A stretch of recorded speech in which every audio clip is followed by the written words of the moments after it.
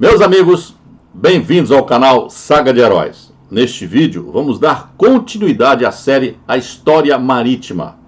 Vamos abordar dessa vez a ação de piratas, corsários e demais invasores do território brasileiro nos períodos pré-colonial e colonial, ok? Daqui a pouco nós vamos entrar nesse assunto, mas antes eu os convido a se inscreverem no canal clicando naquele botãozinho que está ali no canto, ok? Depois vai aparecer o sininho e vocês cliquem no sininho para receberem notificações dos próximos vídeos e não se esqueçam também daquele like, ok? Vamos então ver o vídeo.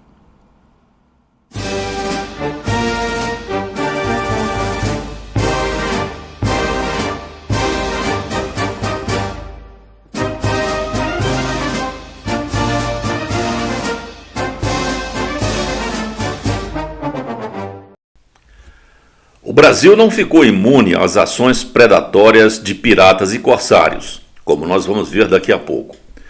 Vamos ver então o que é um pirata e o que é um corsário. Parecem sinônimos, mas não é bem assim. Piratas e corsários são dois grupos de navegadores que tinham um aspecto em comum. Atuavam no mar, atacando e saqueando navios até os portos, os pequenos portos, as vilas da costa. Mas há diferenças entre eles. Os piratas eram assaltantes dos mares, atacavam navios por conta própria e se apropriavam do produto do saque. Os corsários faziam a mesma coisa, mas atuavam em nome de um monarca. Usavam a bandeira do seu país para atacar navios e dividiam o saque com o monarca, que sempre ficava com a maior parte. O mais famoso deles foi o corsário inglês Francis Drake. Seu maior feito foi em 1572, quando assaltou o Nombre de Dios, porto panamenho, por onde passava ouro e prata transportados pelos espanhóis do Peru. Por suas ações que rendiam riquezas à coroa inglesa, Drake foi agraciado com o título de Cavaleiro do Império Britânico, passando a ter seu nome grafado como Sir Francis Drake. A conotação romântica dada aos piratas e corsários, principalmente pelo glamour hollywoodiano do cinema americano, esconde a crueldade e a falta de escrúpulos desses temíveis navegadores que desde a antiguidade assolavam os mares, atacando navios e vilas, promovendo saques e mortes. A pirataria sempre foi um dos grandes obstáculos do comércio marítimo através dos tempos. Com o início da exploração das terras descobertas na América por portugueses e espanhóis e a descoberta do ouro e demais metais preciosos nessas terras no século XVI, o Atlântico viu-se recheado desses ladrões do mar. Navios espanhóis e portugueses eram atacados com frequência, resultando em grandes perdas de riquezas transportadas. Além disso, ainda atacavam vilas no litoral, deixando um rastro de destruição. No Brasil pré-colonial, Portugal já começava a explorar as riquezas da colônia. Foi o chamado ciclo do pau-brasil. O corte do pau-brasil, para obtenção de sua madeira e de sua resina para uso como tintura em manufaturas de tecido de alto luxo, foi a primeira atividade econômica na recém-descoberta colônia. A abundância desta árvore no meio da imensidão das florestas inexploráveis teria conferido à colônia o nome de Brasil. O pau-brasil era carregado nos navios para ser enviado a Portugal, nas feitorias que ficavam na faixa de litoral, que ficou conhecida como Costa do Pau-Brasil. Com o rentável comércio com o pau-brasil, o litoral brasileiro passou a sofrer sistemáticas ameaças por parte de navegadores estrangeiros, mercenários, piratas e corsários, cujo objetivo era se apossar e contrabandear o pau-brasil. Com isso, Portugal teve que tomar providências para coibir essas ameaças e enviou ao Brasil expedições que ficaram conhecidas como expedições guarda-costas ou expedições policiadoras. Coube ao navegador Cristóvão Jacques comandar essas duas expedições, a primeira de 1516 a 1519 e a segunda de 1526 a 1528. Essas expedições tinham um caráter basicamente militar, pois sua missão era proteger a costa do pau-brasil, aprisionando navios que, sem pagar tributos à coroa portuguesa, retiravam enormes quantidades de pau-brasil do litoral brasileiro. Os piratas e corsários franceses eram os principais saqueadores do nosso pau-brasil. Entretanto, essas expedições não alcançaram seu objetivo de forma plena. A grande extensão da costa brasileira tornava impossível policiá-la integralmente e impedir o tráfico por contrabandistas. Mesmo assim, alguns resultados foram obtidos. Vamos ver então uma sequência cronológica dos ataques ao território nacional, dividindo-os em dois grupos distintos. No primeiro, os ataques por piratas e corsários, iniciados já no período pré-colonial. Depois, focalizaremos as invasões sofridas pelo Brasil por franceses e holandeses em busca de expansão territorial. Já por ocasião das expedições guarda-costas de Cristóvão Jacques, registraram-se algumas ocorrências de ataques de corsários. Na primeira expedição, em 1516, no comando de 2 caravelas, ele venceu e aprisionou corsários franceses próximos ao Rio da Prata. Na segunda expedição, em 1526, ele retornou ao Brasil no comando de uma nau, 5 caravelas, travando inúmeros combates com corsários franceses. Em 1527, aprisionou 3 galeões franceses na Bahia.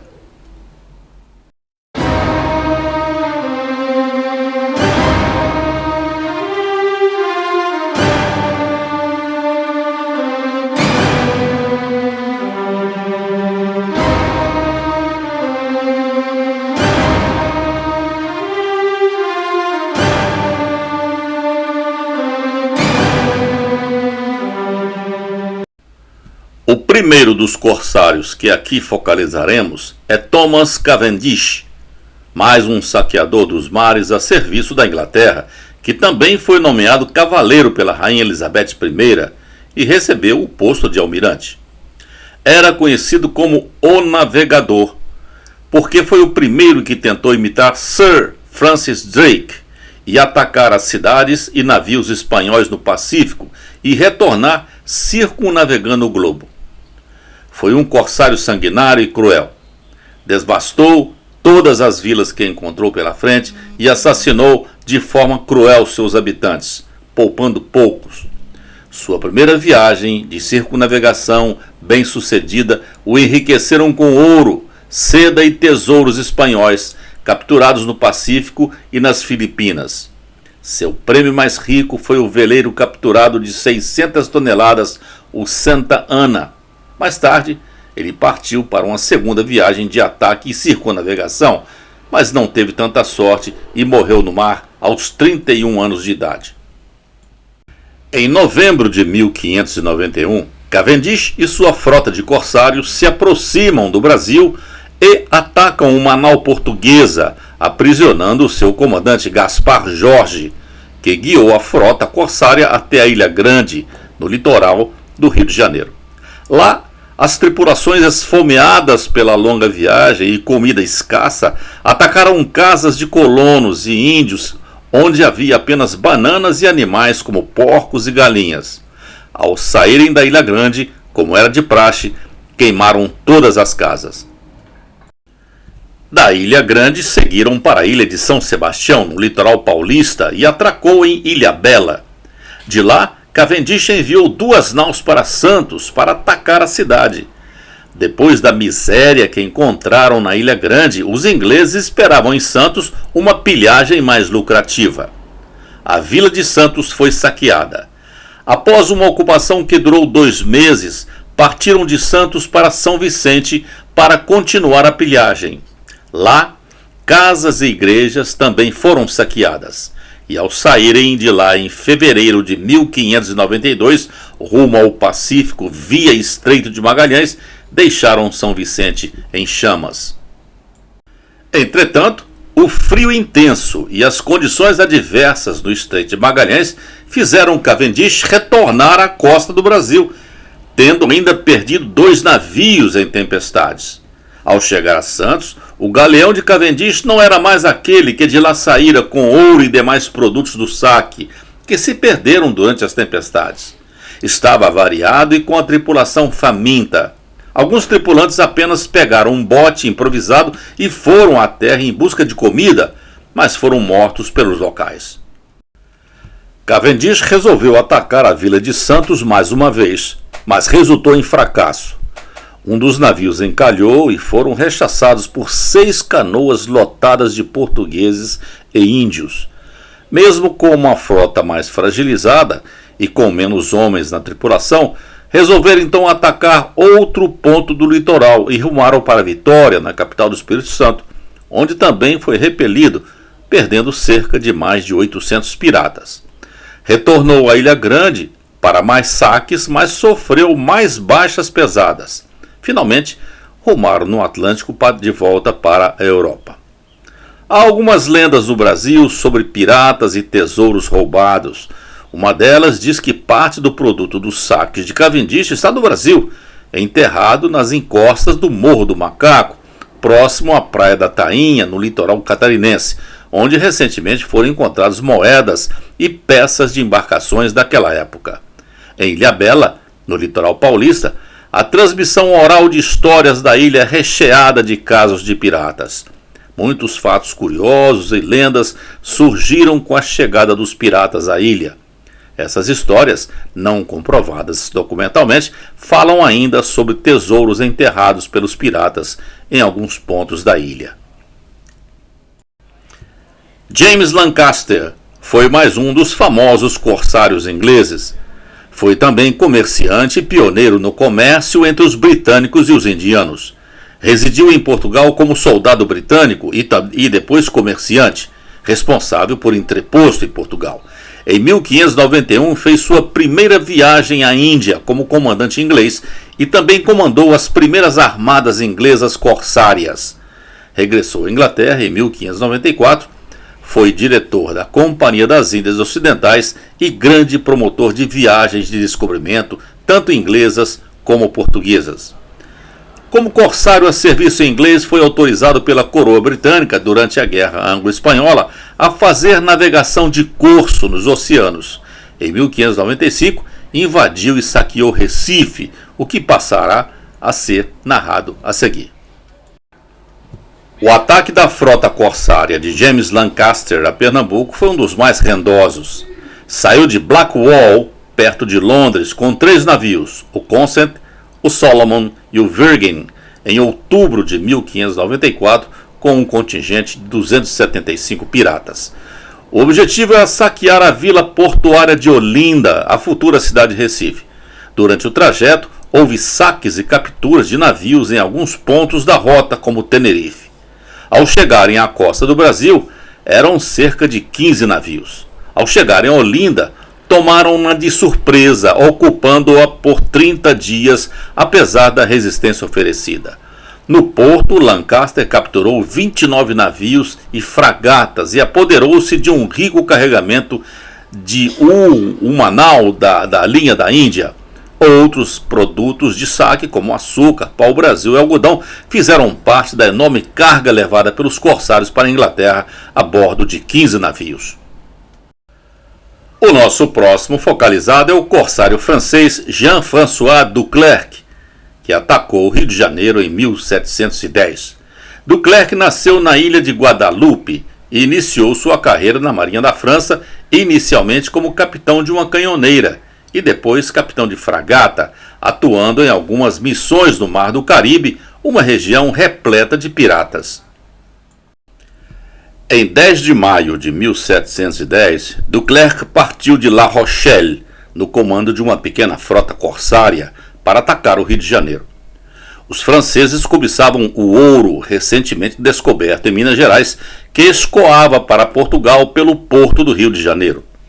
A frota era constituída por 6 navios, com uma tripulação estimada entre 800 e 1.200 piratas.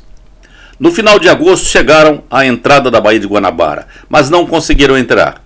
Os portugueses foram avisados de sua chegada por um pescador que avistou a frota se aproximando, e o ataque perdeu o efeito surpresa. foram rechaçados pela fortaleza de Santa Cruz, na entrada da Baía de Guanabara. Duclerc então retirou-se para o próximo porto de Guaratiba e resolveu desembarcar ali uma tropa para atacar o Rio de Janeiro por terra. Marcharam contra o Rio, assaltando alguns engenhos pelo caminho, mas ao chegarem à cidade encontraram forte resistência dos portugueses e acabaram derrotados. Muitos piratas foram mortos e outros feitos prisioneiros, incluindo Duclerc, que acabou sendo morto no local onde estava preso em condições misteriosas por um grupo de mascarados. Outro corsário francês a atacar o Brasil foi René de Guet-Thouars, nascido em Saint-Malo, cidade de corsários, em 10 de junho de 1673. Ao contrário do seu antecessor Jean-François Duclerc, de Guet-Thouars era conhecido e admirado. Em 1707, o rei Luís XIV concedeu-lhe o título de Cavaleiro da Ordem de São Luís. O corsário teve a sua atenção voltada para as propaladas riquezas brasileiras que, no início do século XVIII, chamavam a atenção do mundo. O principal alvo seria o Rio de Janeiro, que era tido como um entreposto do ouro que descia das montanhas de Minas Gerais. Ele já havia tentado por 3 vezes assaltar navios portugueses, transportando valiosas mercadorias do Brasil, mas não conseguira. Então, um ataque ao Rio de Janeiro poderia resgatar as oportunidades perdidas e torná-lo rico.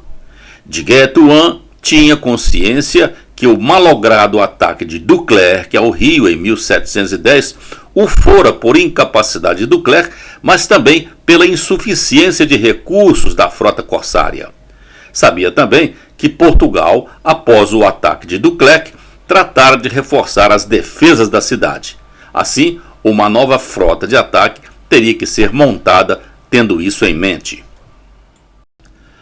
Assim, ele foi incumbido de comandar uma frota para atacar o Rio de Janeiro, um ano após o fracassado ataque de Duclerc. Para obter os fundos necessários à expedição, de Guet-Thouars procurou importantes figuras de Saint-Malo e conseguiu um total de 1.200 libras para mantimentos, munição e outras despesas. O rei Luís XIV também o apoiou em troca de 1/5 do resultado do saque. Foram então armados 11 navios em Brest, 4 em Rochefort e 1 em Dunkerque. O total da tripulação era de cerca de 5.800 homens.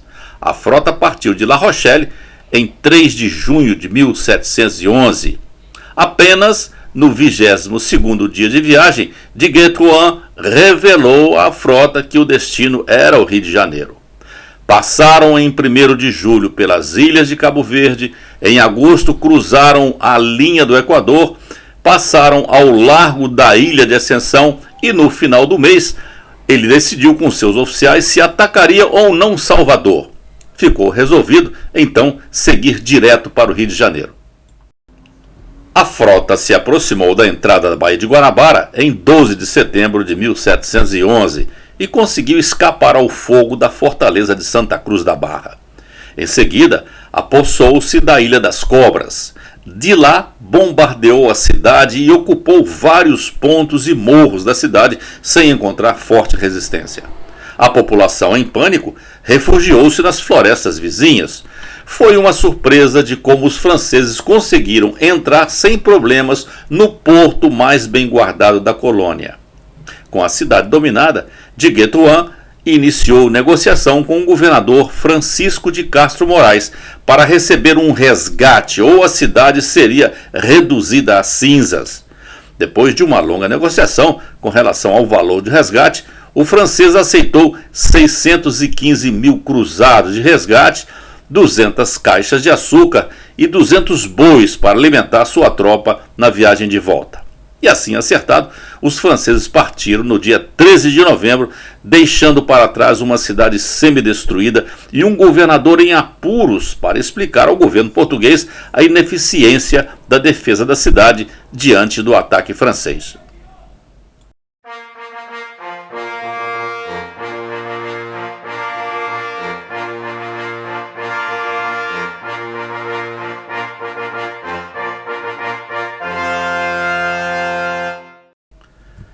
Tivemos também invasões em nosso território por franceses que não tiveram uma conotação de saques puros e simples de riquezas como os ataques de corsários.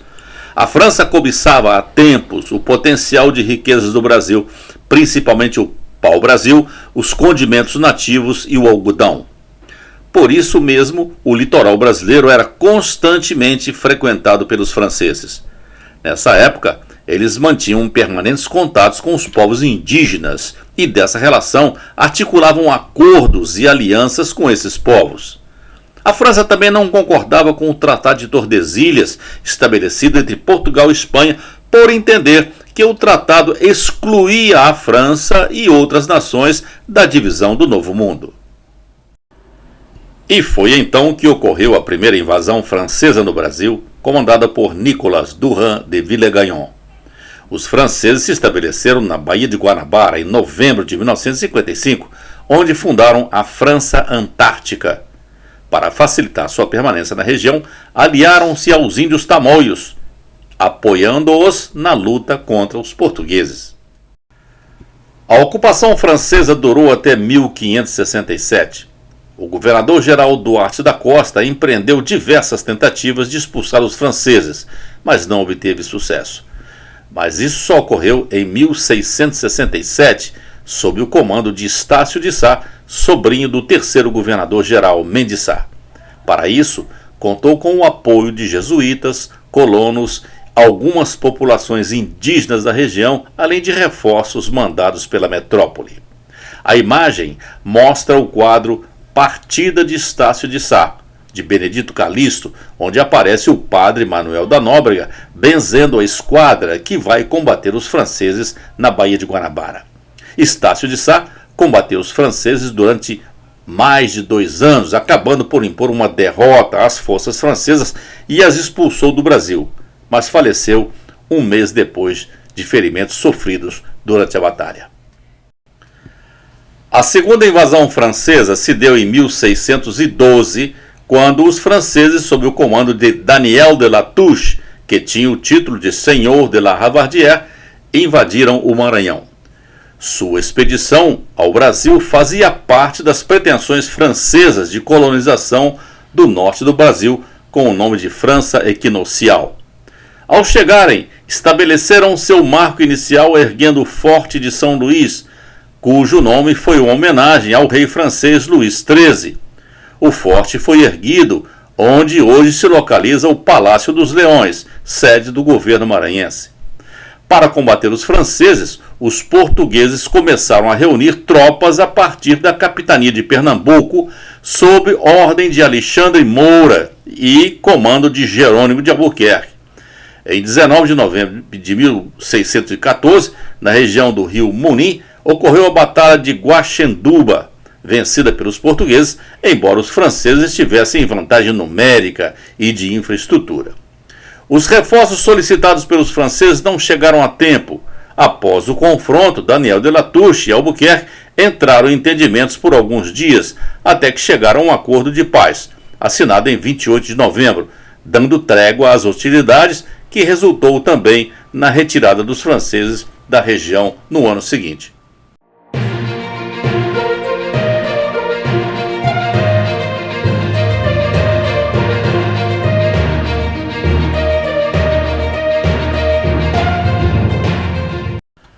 As invasões holandesas no Brasil foram feitas pela Companhia Holandesa das Índias Ocidentais, que era uma organização majestática de mercadores holandeses, ou seja, majestáticas são companhias privadas portadoras de carta de concessão de um governo que lhes conferia o direito a certos privilégios comerciais.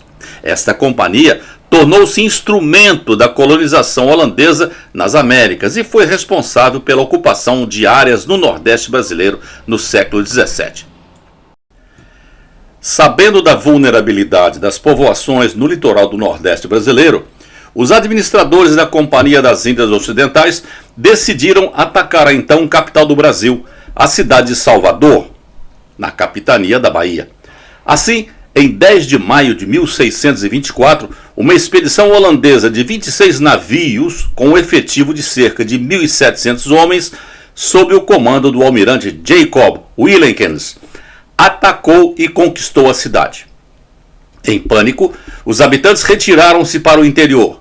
O governador-geral Diogo de Mendonça Furtado entrincheirou-se no palácio, mas tanto ele como o filho e alguns oficiais foram aprisionados e enviados para a Holanda.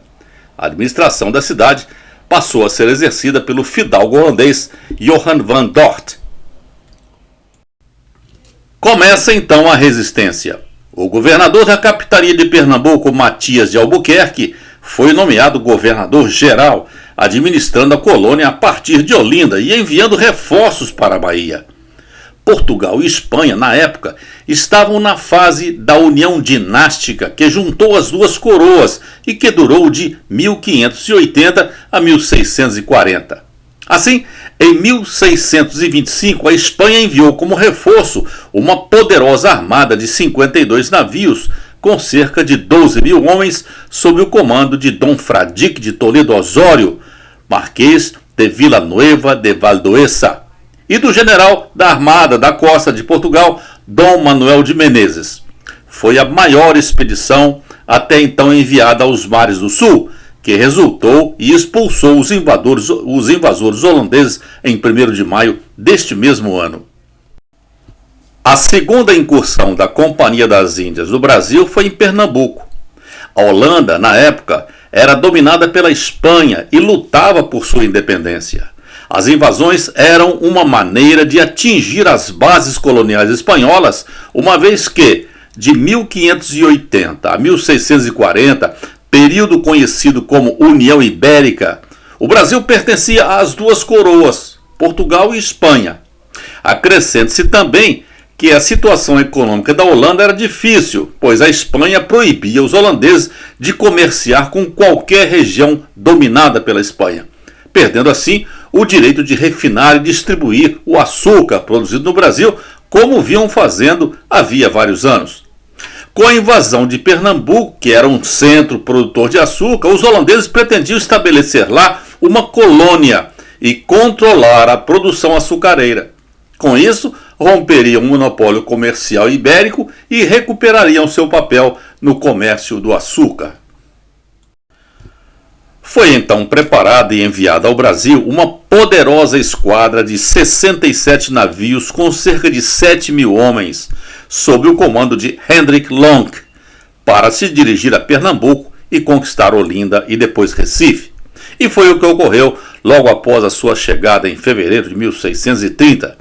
Com as cidades dominadas, os invasores foram reforçados por um efetivo de mais de 6 mil homens, enviados da Holanda para assegurar a posse da conquista.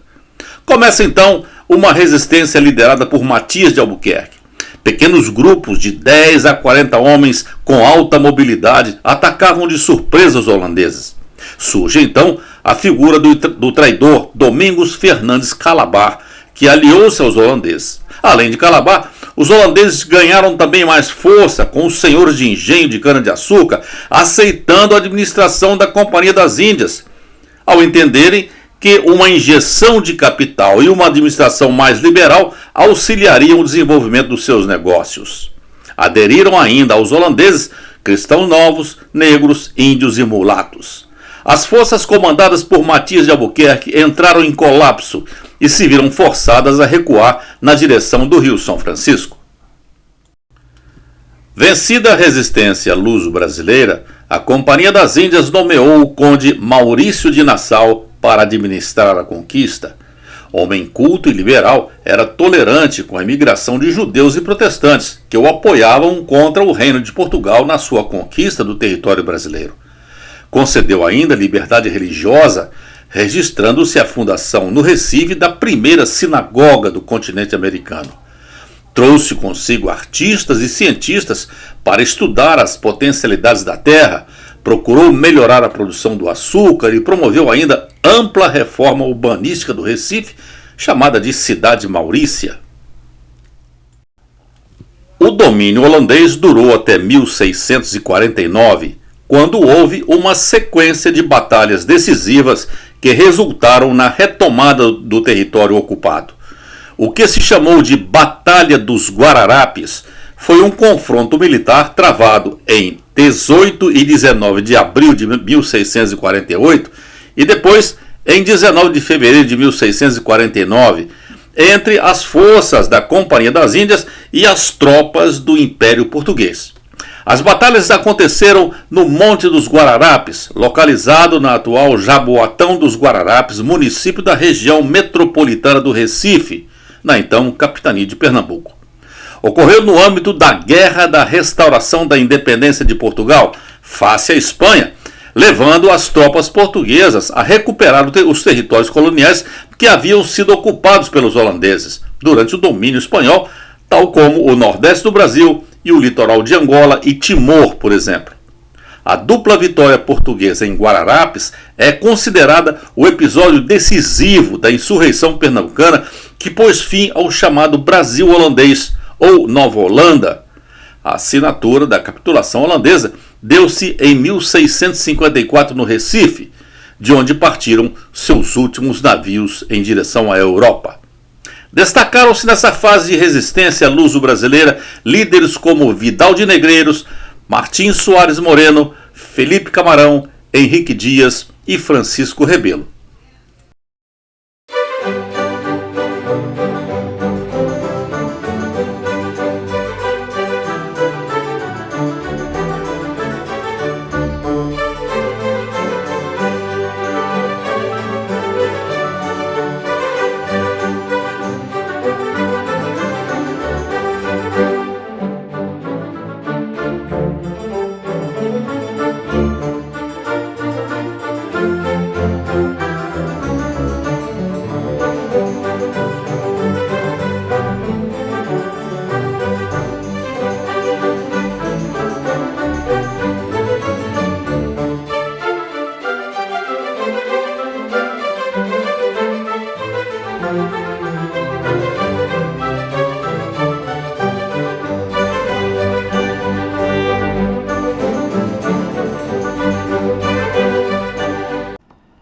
E assim, meus amigos, chegamos ao final de mais um vídeo aqui no canal Saga de Heróis. Aqueles que ainda não se inscreveram, o botãozinho ainda está ali. Cliquem lá, se inscrevam, vai aparecer o sininho, cliquem no sininho para receber notificações dos próximos vídeos. Não se esqueçam daquele like, ok? E eu os convido também a visitarem o conteúdo do canal, para que vocês possam conhecer todos os vídeos já publicados aqui até o presente momento. O link para o conteúdo do canal está lá embaixo na descrição do vídeo, ok? E continuem assistindo aos vídeos do canal através desses links que vão aparecer ou já estão aparecendo aqui do lado, tá bom? Forte abraço a todos, muito obrigado pela atenção e até o próximo vídeo.